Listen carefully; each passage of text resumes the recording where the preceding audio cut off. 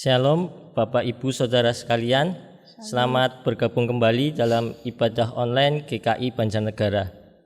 Sebelum memasuki ibadah, marilah kita bersama-sama mempersiapkan hati kita dengan saat teduh sejenak.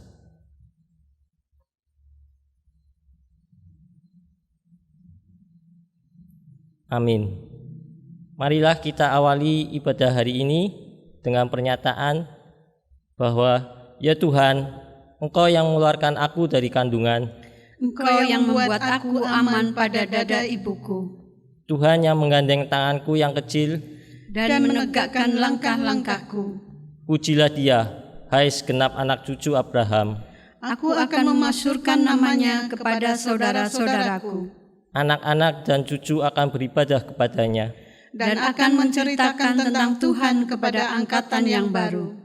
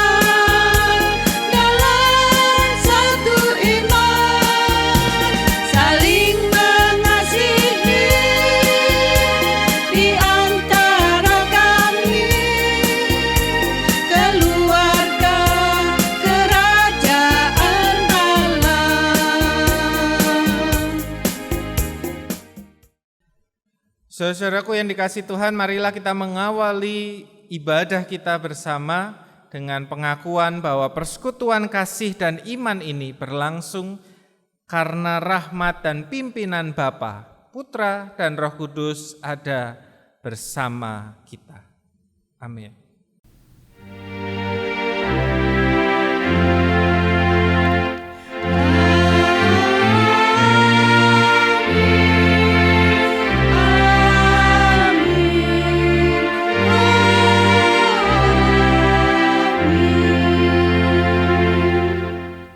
Mari kita berdoa.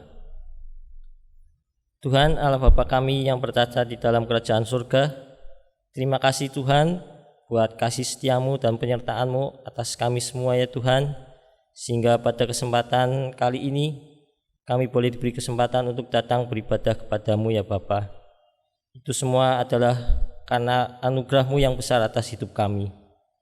Kami juga mau memohon Tuhan pengampunan atas dosa-dosa kami ya Tuhan, baik yang kami lakukan secara sadar maupun tidak sadar ya Tuhan. Kiranya pengampunan-Mu ya Tuhan yang menyucikan diri kami lagi ya Tuhan, sehingga kami dapat dilayakkan untuk menghadap kepada tahta-Mu ya Bapa. Terima kasih Tuhan, hanya di dalam nama Tuhan Yesus kami sudah berdoa dan mengucap syukur. Amin.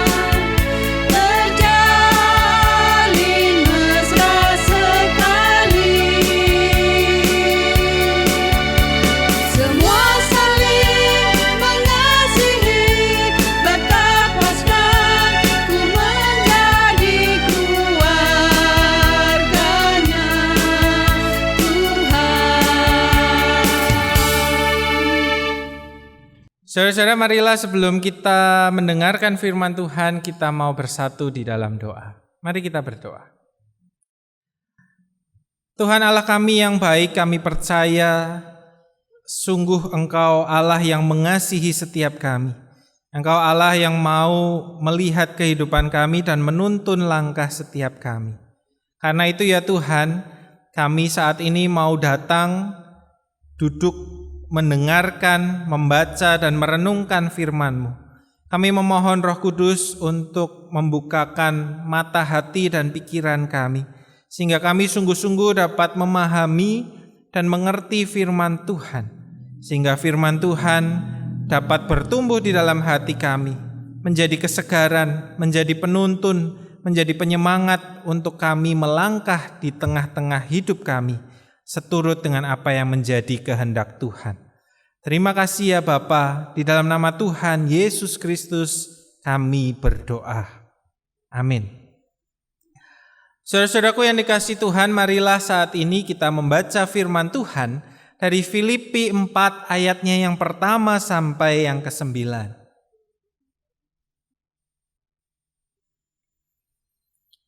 Filipi 4 ayatnya yang pertama sampai yang ke-9. Karena itu saudara-saudara yang kukasihi dan yang kurindukan, sukacitaku dan mahkotaku, berdirilah juga dengan teguh dalam Tuhan, hai saudara-saudaraku yang kekasih. Euodia ku nasihati dan Sintike ku nasihati, supaya sehati sepikir dalam Tuhan. Bahkan ku minta kepadamu juga Sunsugos, temanku yang setia, tolonglah mereka.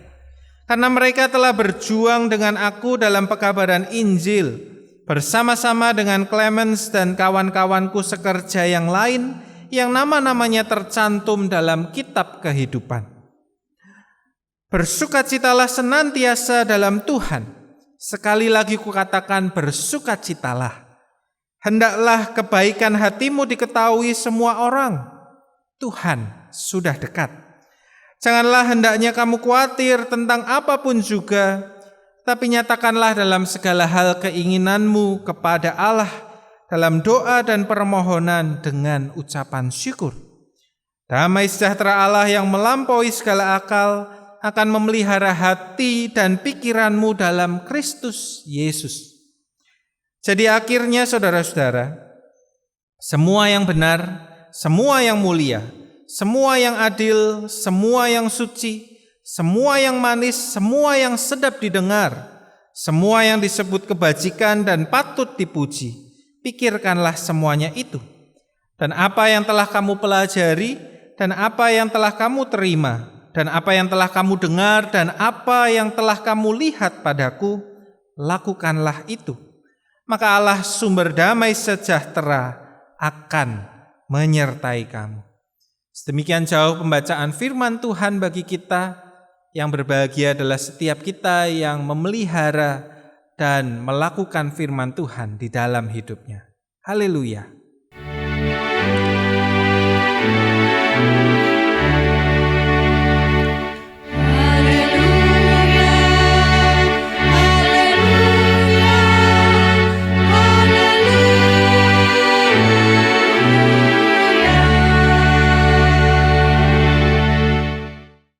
Saudara-saudaraku, saat masa-masa pandemi ini kita semua, terutama beberapa bulan yang lalu, menghadapi kita harus tinggal di rumah terus. Ya, bahkan sampai sekarang masih banyak orang yang harus bekerja dari rumah, bahkan anak-anak pun kemudian bersekolah secara virtual dari rumah. Nah, di berbagai tempat, kadang kita juga masih membaca berita ada kota-kota yang mengalami lockdown, di mana setiap orang dipaksa secara hukum harus berada di rumah dan tidak boleh keluar sama sekali. Nah, saudaraku, ini menyebabkan terjadinya kedekatan jarak secara fisik.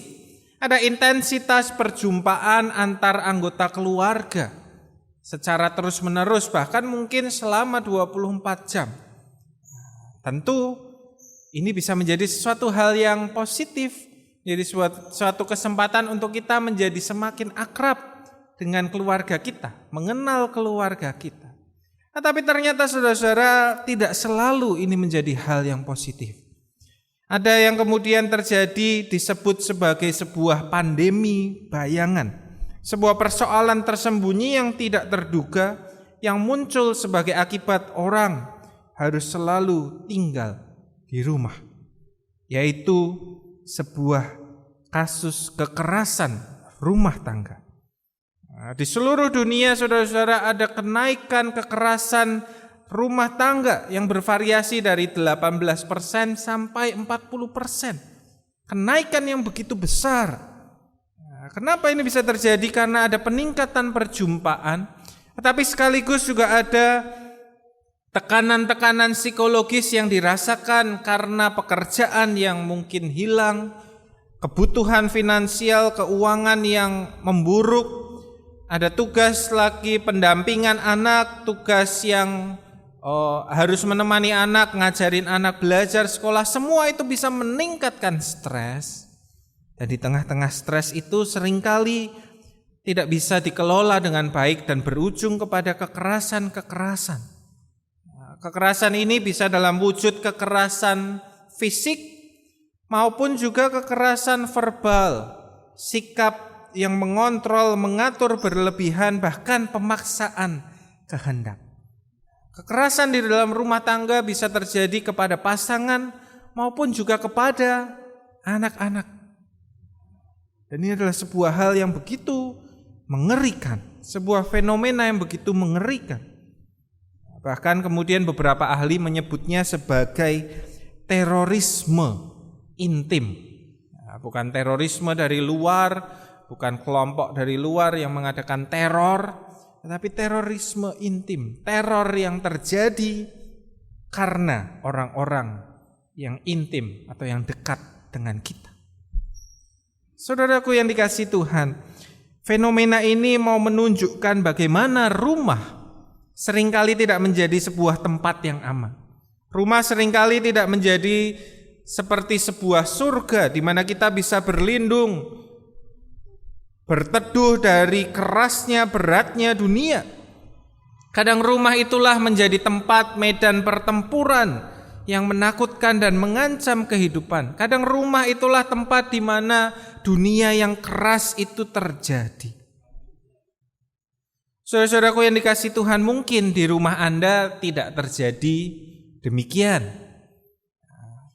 Kalau misal di rumah Anda terjadi demikian, saya mendorong Anda untuk mengambil langkah-langkah mencari pertolongan, sehingga Anda bisa keluar dari siklus kekerasan di dalam rumah tangga. Tetapi perenungan kita semua sama. Apakah krisis pandemi yang mendekatkan kita? Apakah ini juga kemudian mengeratkan kehidupan keluarga kita? Atau jangan-jangan justru mata kita menjadi dibukakan, secara gamblang kita melihat bagaimana sebenarnya keluarga kita ini tidak intim, bagaimana sesungguhnya keluarga ini tidak akrab. Kedekatan secara fisik yang terjadi memunculkan konflik dan permasalahan yang meruncingkan dan meretakkan relasi di tengah-tengah keluarga. Saudaraku yang dikasihi Tuhan, sesungguhnya oleh karena itu kehidupan keluarga membutuhkan kesehatian. Tema kita hari ini pada minggu kedua bulan keluarga adalah keluarga sehati. Kita diajak untuk sebagai keluarga memiliki kesehatian. Apa itu maksudnya sehati? Apakah sehati maksudnya seperti dua orang yang kemudian tidak janjian memakai baju yang sama, kemudian ketika berjumpa mereka berkata, wah kita ini sehati ya. Apakah itu yang dimaksud dengan sehati? Apakah hanya itu yang dimaksud dengan sehati? Nah, saudaraku, sehati mencoba melihat lebih jauh dari sekedar keseragaman tampilan. Karena orang bisa saja, keluarga bisa saja dari luar terlihat seragam. Oh, kita punya baju yang matching, kita foto bersama. Tapi apakah di dalamnya ada kesehatian sungguh-sungguh? Itu yang perlu dilihat. Nah, saudaraku, keluarga yang sehati, hati ini berbicara tentang rasa, tentang cinta, tentang semangat dan kemauan. Oleh karena itu keluarga yang sehati adalah keluarga di mana orang-orangnya memiliki perasaan dan kemauan yang menyatu, menjadi satu, menjadi sama akan suatu hal. Ya, contoh, seorang ayah dan seorang ibu yang setelah diskusi mereka punya kesepakatan, kita mau bagaimana untuk anak kita. Ya, mereka bersepakat untuk tidak memberi anaknya permen sebelum usia SD, karena mereka memikirkan tentang kesehatan, untuk kebagusan gigi anaknya. Nah, di sini ada contoh mereka bersehati, menyamakan kemauan dan perasaan mereka sehingga kompak melangkah bersama untuk kehidupan keluarga yang baik ke depan. Nah, dan anak kemudian juga diberitahu, diberi pemahaman sehingga anak pun juga melangkah bersama. Disitulah ada kesehatian. Nah, saudara-saudaraku, salah satu tantangan untuk kita bisa mengembangkan sikap sehati adalah adanya sikap my heart over your heart. Artinya hati saya lebih penting dibandingkan hatimu. Perasaan dan kemauan saya lebih penting dibandingkan perasaan dan kemauan kamu.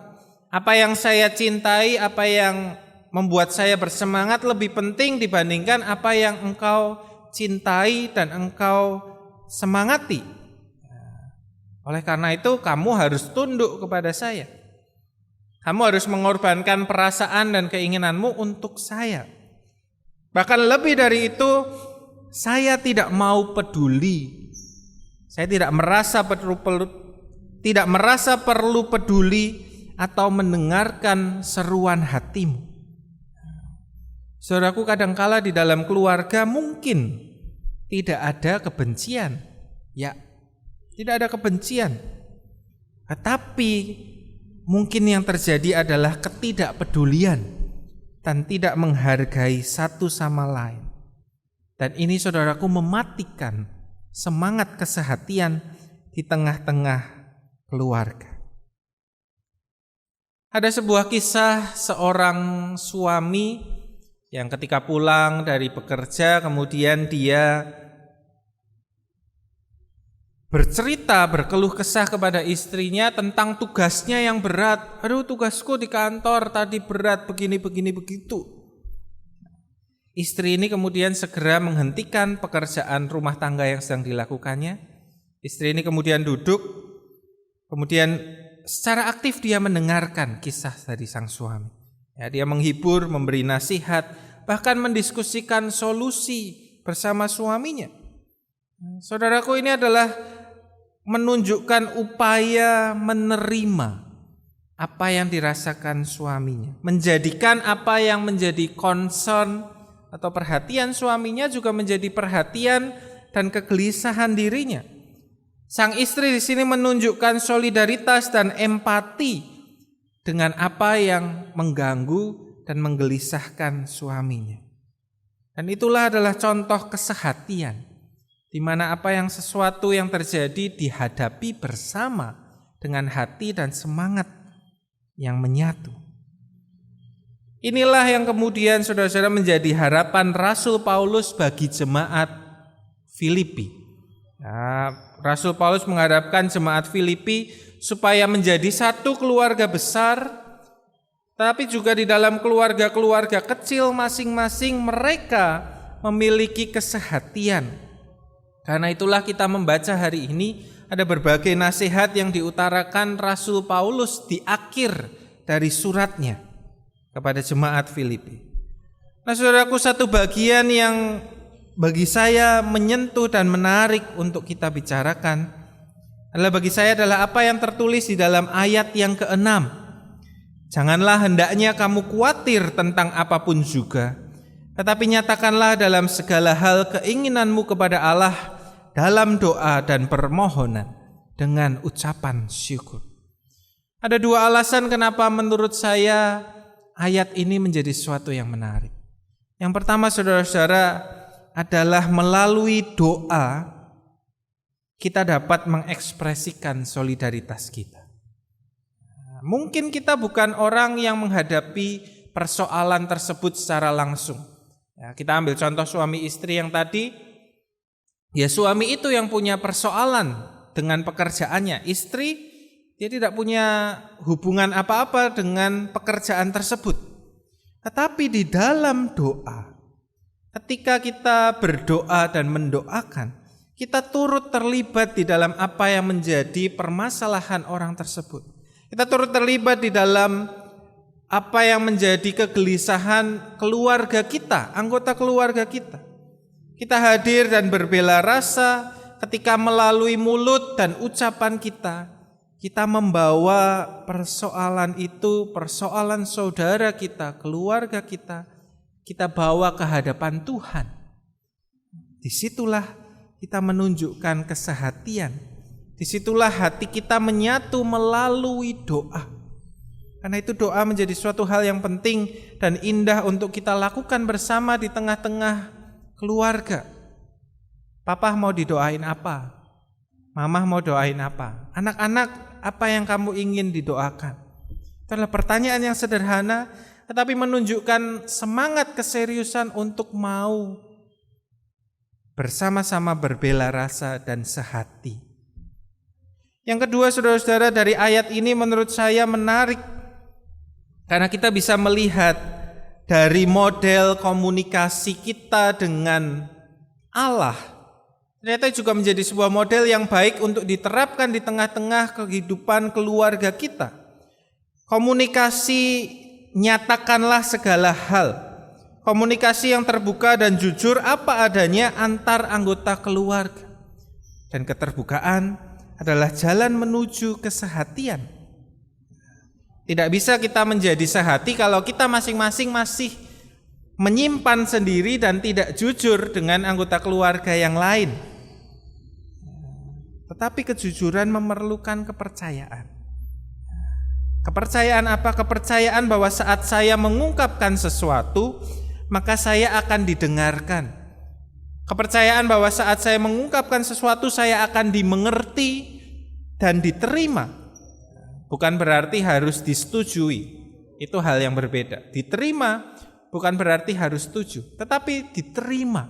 Apa yang menjadi pemikiran, apa yang kita hadapi, apa yang jadi perasaan kita. Saudara-saudara,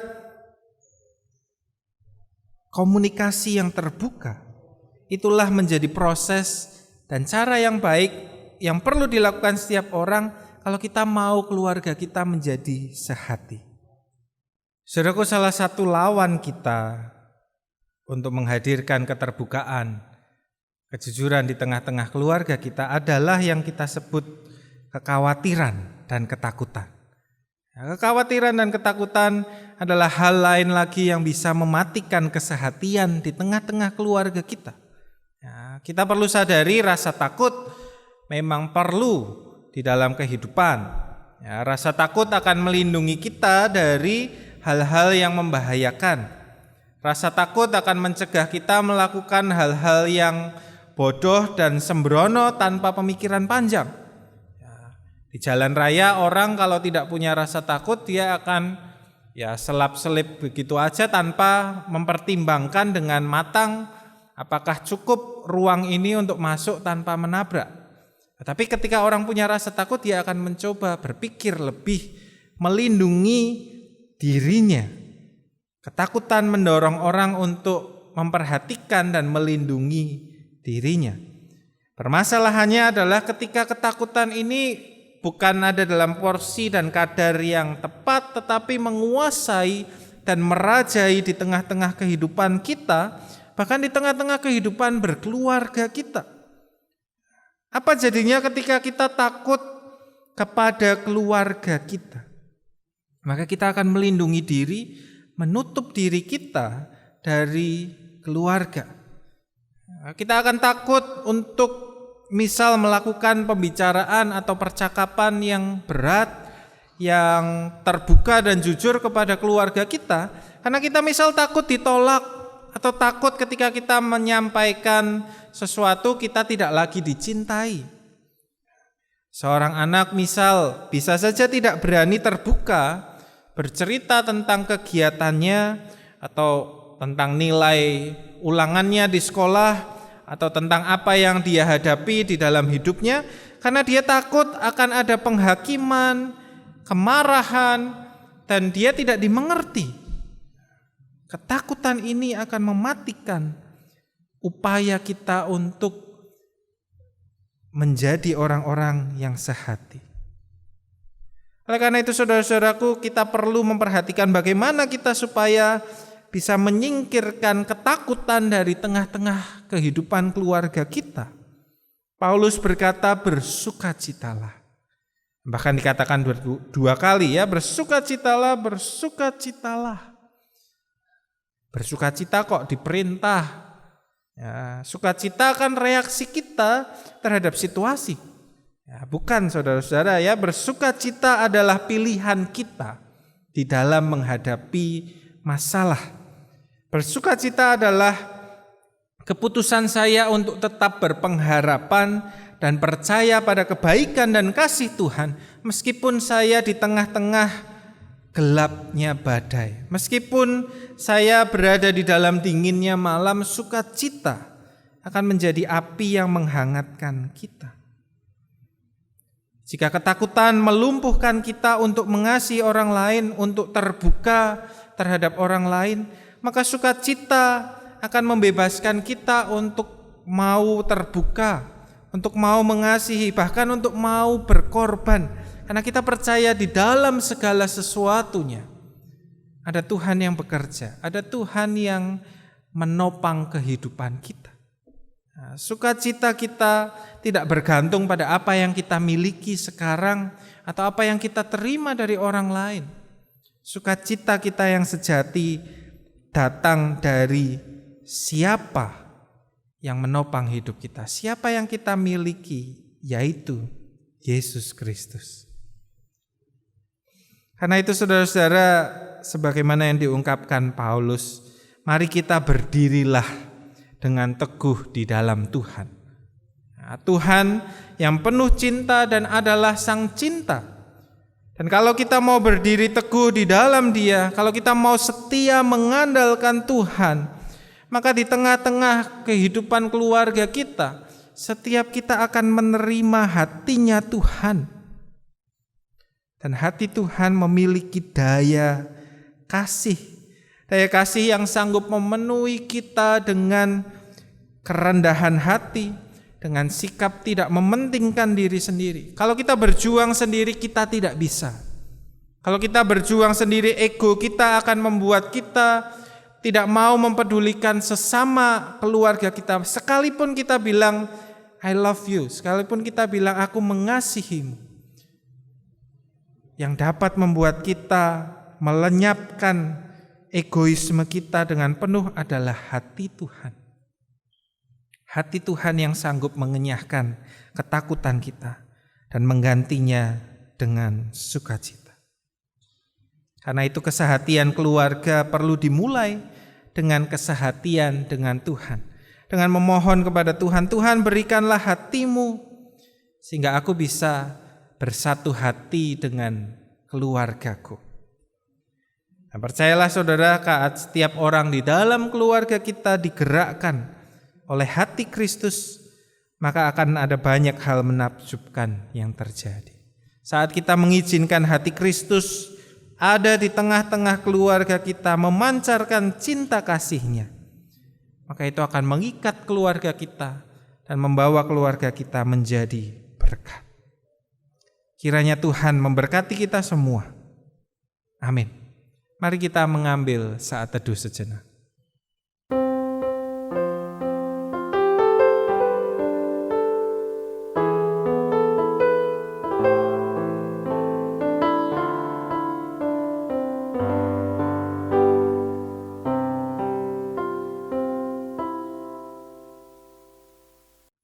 Marilah saat ini kita bersama mengikrarkan pengakuan iman kita sesuai dengan pengakuan iman rasuli yang berbunyi demikian. Aku percaya kepada Allah, Bapa yang Maha Kuasa, Khalik langit dan bumi, dan kepada Yesus Kristus, Anaknya yang tunggal Tuhan kita, yang dikandung dari Roh Kudus, lahir dari anak darah Maria, yang menderita sengsara di bawah pemerintahan Pontius Pilatus, disalibkan, mati dan dikuburkan, turun ke dalam kerajaan maut. Pada hari yang ketiga, bangkit pula dari antara orang mati, naik ke surga, duduk di sebelah kanan Allah, Bapa yang Maha Kuasa. Dan dari sana Ia akan datang untuk menghakimi orang yang hidup dan yang mati.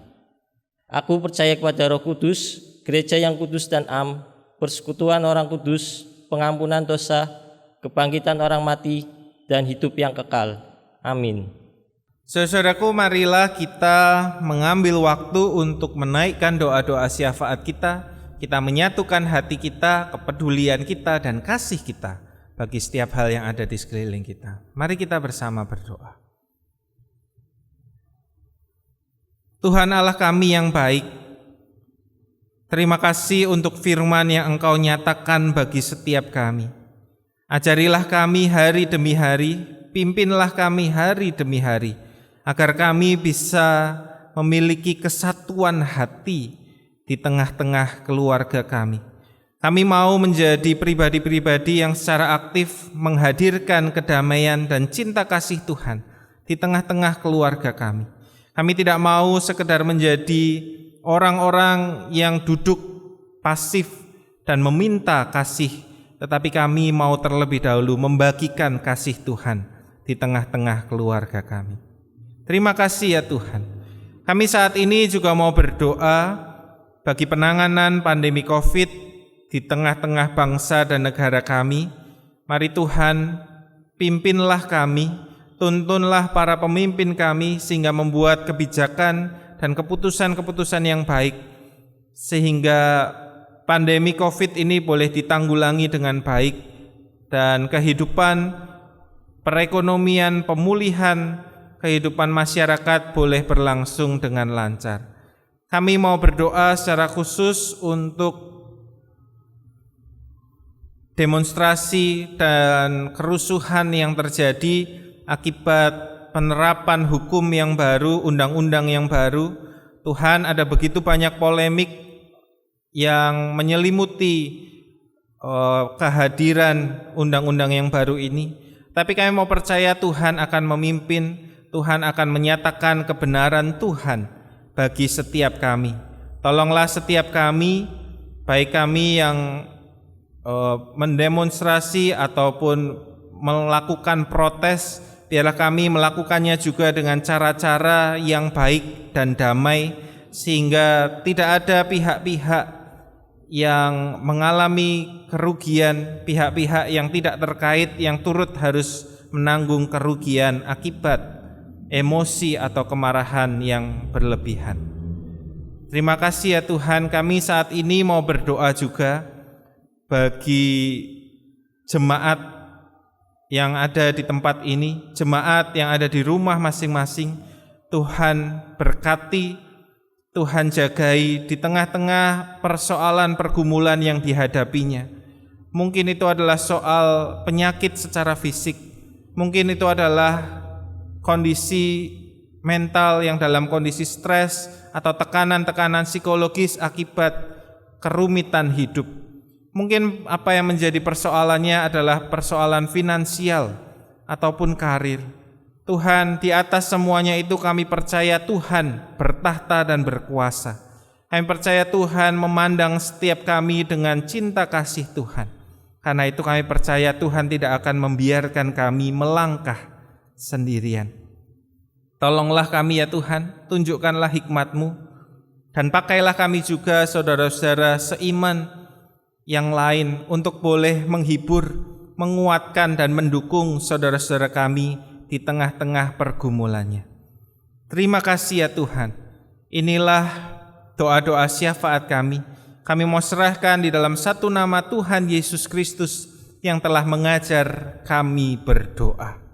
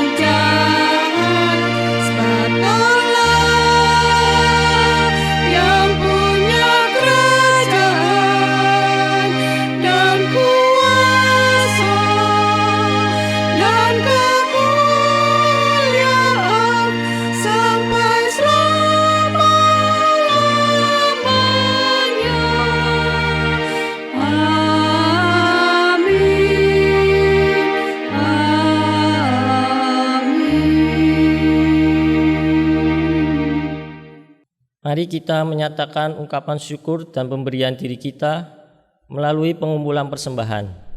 Nat persembahan diambil dari Mazmur 54 ayat yang ke-8 yang berbunyi demikian. Dengan rela hati aku akan mempersembahkan korban kepadamu, bersyukur sebab nama-Mu baik ya Tuhan. Pengumpulan persembahan di rumah melalui kantong atau amplop masing-masing atau dapat ditransfer ke rekening GKI Banjarnegara. Mari kita bawa persembahan ini dalam doa. Mari kita berdoa. Tuhan, terima kasih ya Tuhan untuk kesempatan yang Kau berikan kepada kami pada hari ini, sehingga kami boleh membawa persembahan kami ke hadapan tahta-Mu ya Bapa, sebagai ungkapan syukur kami atas penyertaan-Mu dalam hidup kami. Kiranya Engkau berkati dan kuduskan persembahan ini, sehingga persembahan ini boleh layak dan dipergunakan bagi pelayanan-Mu di tempat ini ya Bapa. Berkati juga dan sertai majelis jemaat yang mengelola persembahan ini ya Tuhan, sehingga persembahan ini boleh digunakan dengan sebaik-baiknya dan menjadi berkat bagi banyak orang. Terima kasih Tuhan, hanya di dalam nama Tuhan Yesus kami sudah berdoa dan mengucap syukur.